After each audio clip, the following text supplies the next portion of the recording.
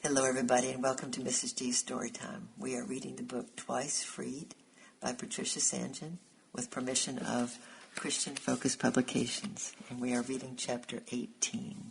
Do you want a job? Onesimus was startled. He had been sitting half asleep in the spring sunshine on a crate at the edge of the forum.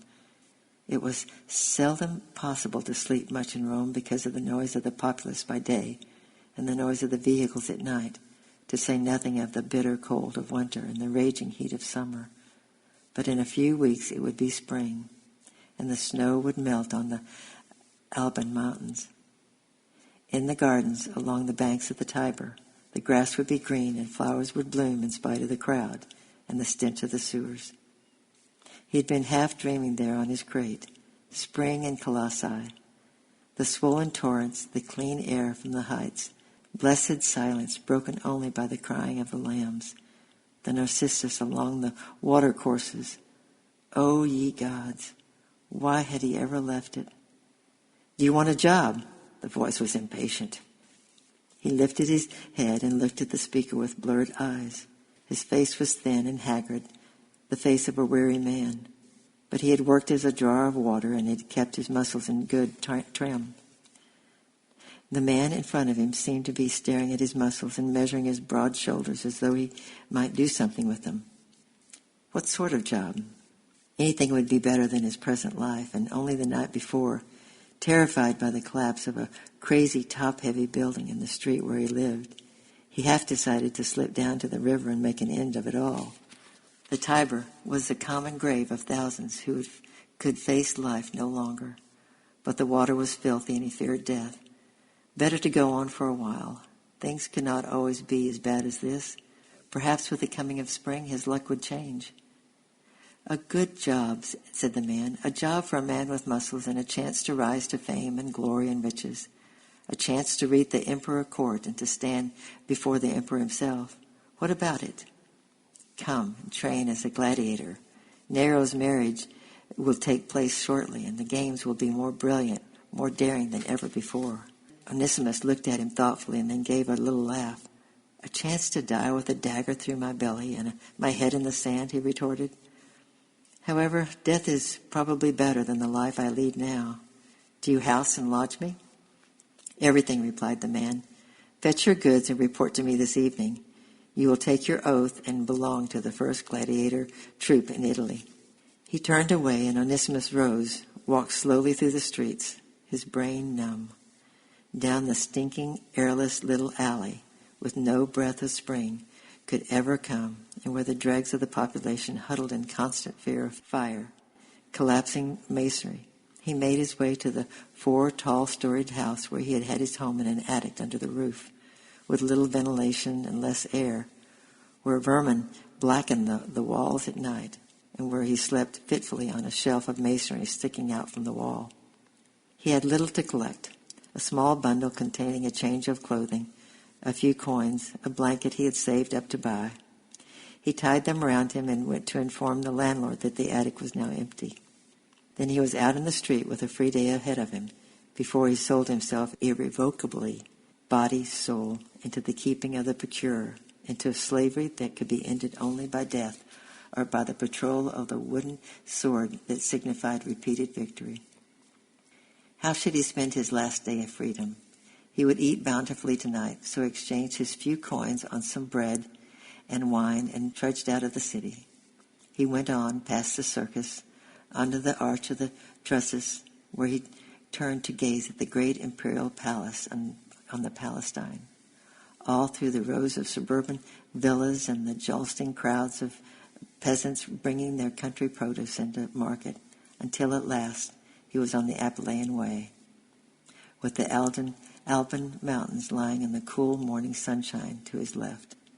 Slipping between the tombs and statues that lined the road, he followed a little pathway up the hills and breakfasted on a slope near a foaming stream. The grass all around him was starred with marigolds and daisies.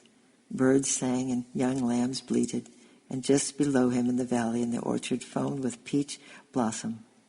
Nearby, a happy slave sang as he dug an irrigation trench, and a child laughed beside him. Everything heralded a fair new beginning. But Onesimus knew that for him it was the end. 2 years ago, footsore and hungry, he had walked the 140 miles to Rome and stood for the first time on the crest of the Appian Way and looked down, thrilled, on the vast, densely populated capital. Here was the heart of the empire, the seat of the god emperor, the land where the nations of the earth poured in their corn and their wine, their spices and merchandise, the city whose legions trampled to the farthest corners of the world. Surely here he would come to his own and find his freedom, lift up his head among men.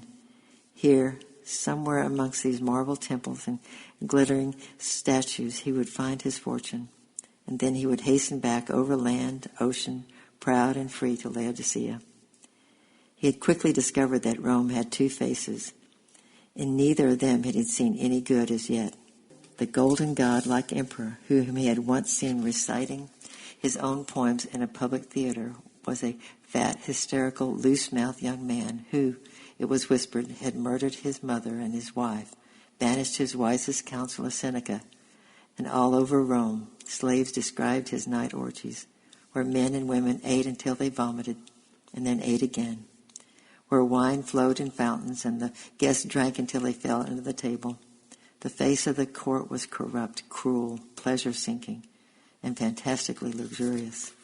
And the other face was the face of poverty. Thousands who were supported by the free corn that the emperor issued, each spent their lives idly watching the games.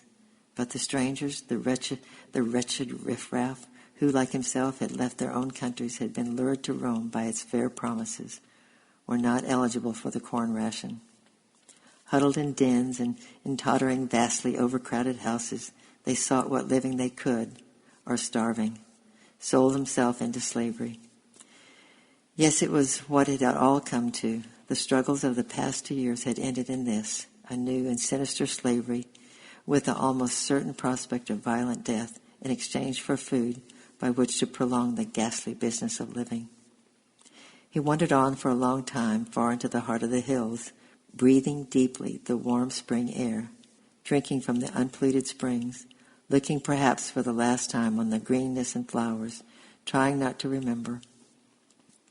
In the afternoon he turned back to the city, and before sunset he had taken his oath and signed. He had hired himself, body and soul, abandoning all human rights, to march at the command of the procurer. The enormous meal, which was served up as soon as he entered into the barracks, cheered him, for he had not seen a meal like this since he left Colossae. Wine flowed freely in the apartments where they were to live, or comfortable with baths and gymnasiums. Perhaps as long as life lasted it would be enjoyable, thought Onesimus. And then he looked around at his companions and his heart sank. They were men with enormous frames and bulging muscles, giant-like men in full training, but their faces were coarse and brutalized with the shedding of blood, and many of them boasted scars. Most of them ate gluttonously and jested and swore. There was to be no tournament tomorrow, and all they had to do was to enjoy themselves. It was not all like that. Over in the corner sat a man unlike any whom Onesimus had seen before, a fair-haired, blue-eyed giant who ate with restraint. He neither jested nor swore, and his face, as he looked around on the company, was very sad. Once his eyes rested on the boy, he smiled a gentle, half-apologetic smile. But if the food and the lodging were the best, the training school was proportionally brutal. They were treated with the harshness of convicts, flogged and inflamed like animals, sweating and panting and cursing. They were daily driven through superhuman tests of strength and endurance, and mercifully punished if they failed. By the end of the 4th day, Onesimus, lying exhausted on his back, wondered bitterly what real difference there was between them and the wild beasts in the cages of the amphitheater, whipped and snarling into learning tricks for the emperor's amusements. Opening his eyes, he was surprised to see the blue-eyed gladiator sitting beside him. "Tomorrow is a festival," he said, speaking slowly with a foreign accent. "Nero will sit on the emperor's throne in the amphitheater, and we will fight in couples to the death. You will be taken to watch and to become hardened to the sight of blood." Onesimus paled. "And you?" he asked. "Will you fight?" "Yes, I have fought twice before. struck down my opponents and won the palm. If I can win 3 or 4 more times more, they will give me my rudis, and I will be free of this vile, murderous business forever.